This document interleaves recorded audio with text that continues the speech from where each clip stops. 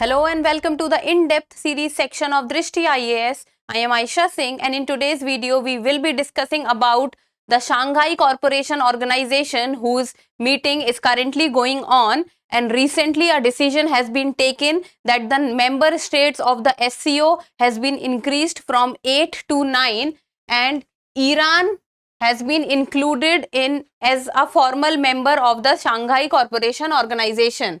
So let us first look at the timeline.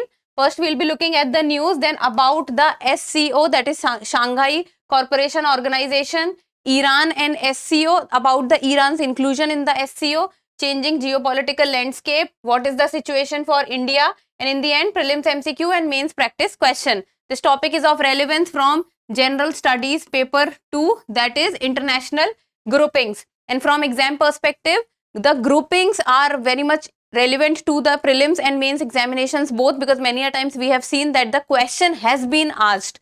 So about the SCO and Iran and SCO situation for India.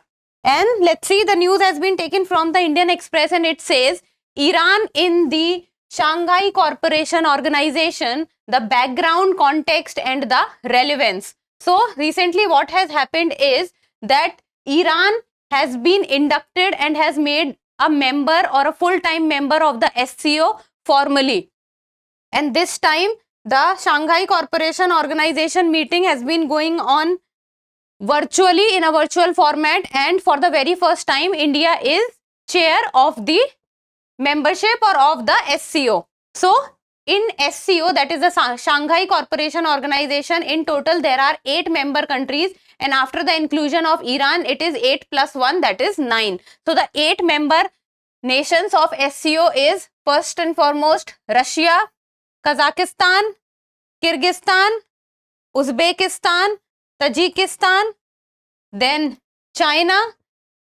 India and Pakistan, and now recently Iran has also been included, so this becomes 8 plus 1 equals to 9. So if someone asks that how many member nations are part of SCO, so now the answer would be 9.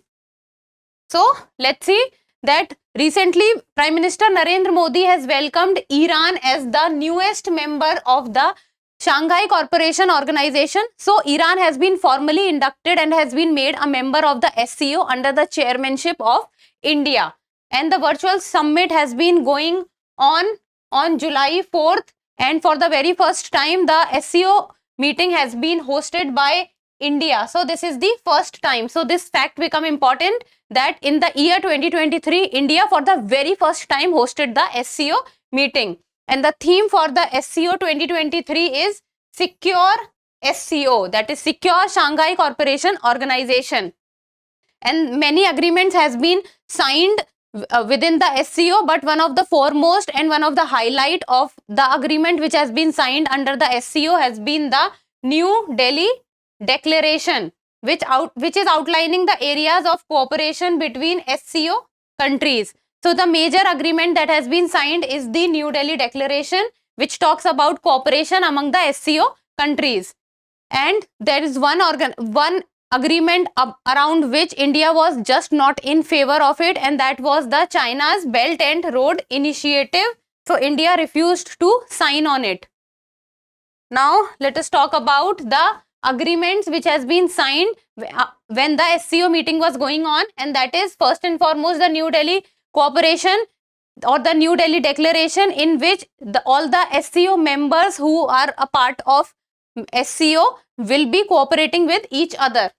Then outlining areas of cooperation between SCO countries, joint statement on countering radicalization, digital transformation, where India offered to share expertise on digital payment interfaces such as UPI. And these digital payment interfaces has been in news since last year, and one of the biggest reason for this is the Russia-Ukraine war. So Russia is a member of the SCO, and Russia has been on sanction from the sides of US and the European countries. So the alternative digital payment interface needs to be developed, and India's UPI, that is the Unified Payment Interface, can be a very good alternative for it, and already India's UPI is gaining its prominence globally. Then about the Shanghai Cooperation Organization. So Shanghai Cooperation Organization actually covers all those countries, especially the Asian countries, which are very much populous in size. So India and China, two of the most populous countries of the world, are a part of the SCO. So you can imagine that one of the biggest significance of SCO is that it holds a very significant amount of population of the globe, and that is why SCO is important. Then SCO came into existence in the year 2001, and it's in Shanghai with 6 members. So these 6 members was excluding India and Pakistan, because India and Pakistan joined SCO in the year 2017. Before 2017, India and Pakistan were not the members of the SCO. And the objective of the SCO is enhancing regional cooperation for efforts to curb terrorism, separatism and extremism in the Central Asian region. And one of the foremost is terrorism.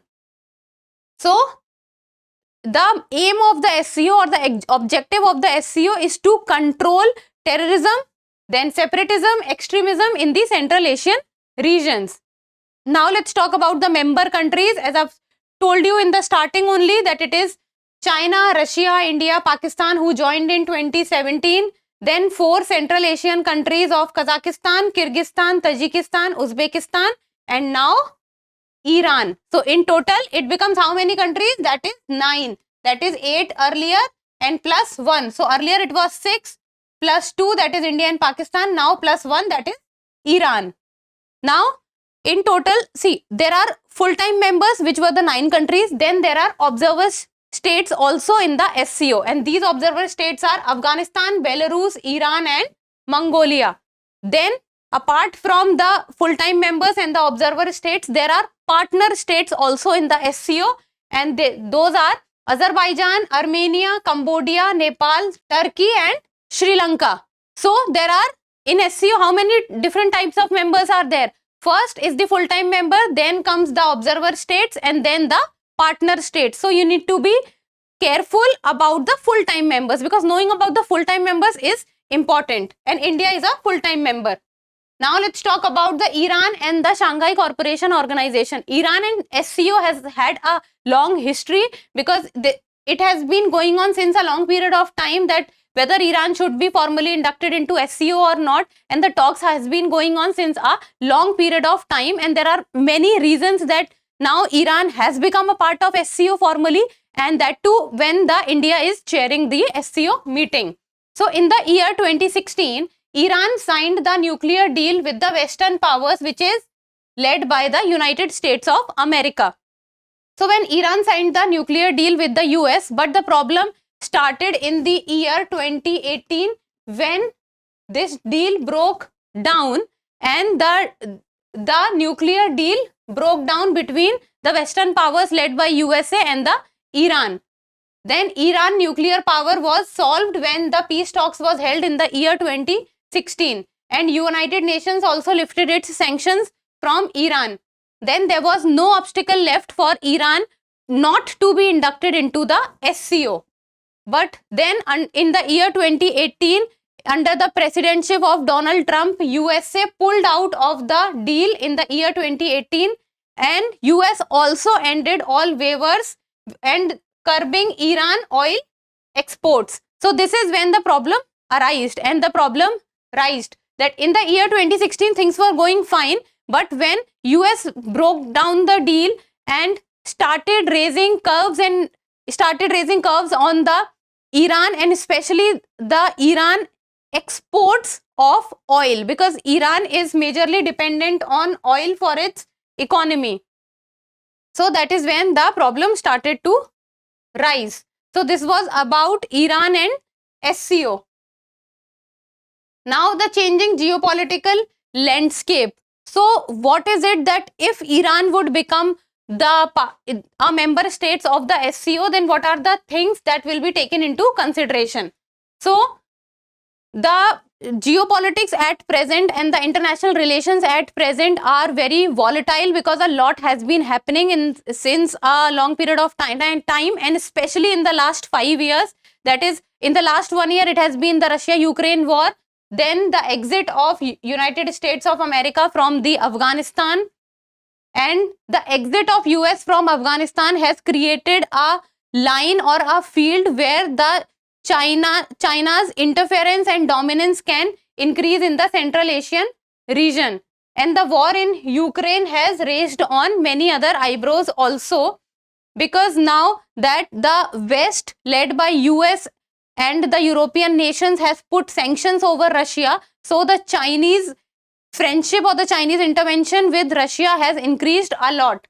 So the West relations with Russia has plummeted to their worst ever levels, and now there is Beijing-Moscow friendship which could be seen, because India has been an old ally of the Russia, and Russia is also a great partner of India since a very long period of time.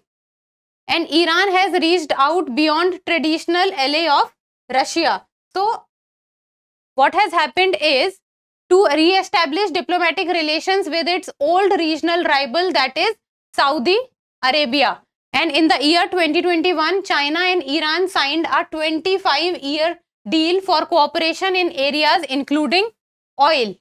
See, Iran has huge oil deposits, and Iran depends a lot on its export of oil for its GDP. So what happened is that China has signed a 25-year deal with Iran for the import of crude oil, and China is the world's largest importer of crude oil, even though India also imports a majority of the crude oil. But we were earlier taking oil from Iran, but at present we do not take much oil from Iran after the waivers which was sanctioned by the United States of America. So at present the countries from whom we take oil are Iraq, Saudi Arabia, US, Russia. Now let's talk about the situation for India. Then India and US have elevated their partnership to unprecedented levels of cooperation and trust. And recently we have seen that the Prime Minister of India, Mr. Narendra Modi, was on the visit to United States of America, and India and America are enhancing their bilateral ties. Then two countries have signed important technology and defense agreements also. And the commercial ties between India and Iran have been dominated by Indian imports of Iranian crude oil. But this was a thing of the past, because at present India do not import much of Iranian crude oil. And Iran was among India's top energy suppliers until 2019, which, when the end of the US waiver on sanctions 2019, India suspended the import of crude from Iran. So this is where the problem actually happened, because the United States of America put sanction over Iran's import of oil and also moved away from the peace talks or the nuclear deals, and that is where the problem started to happen. But now in the year 2023, under the chairmanship of India of the SCO meeting, Iran has been formally inducted in the SCO. Now in the end, a prelims MCQ, and you people need to tell me the answer in the comment section. Consider the following statements regarding SCO 2023. First, Iran has been inducted into the SCO as the 10th member. Second, New Delhi Declaration has been signed under the SCO 2023. Then India was hosting the SCO meet for the first time.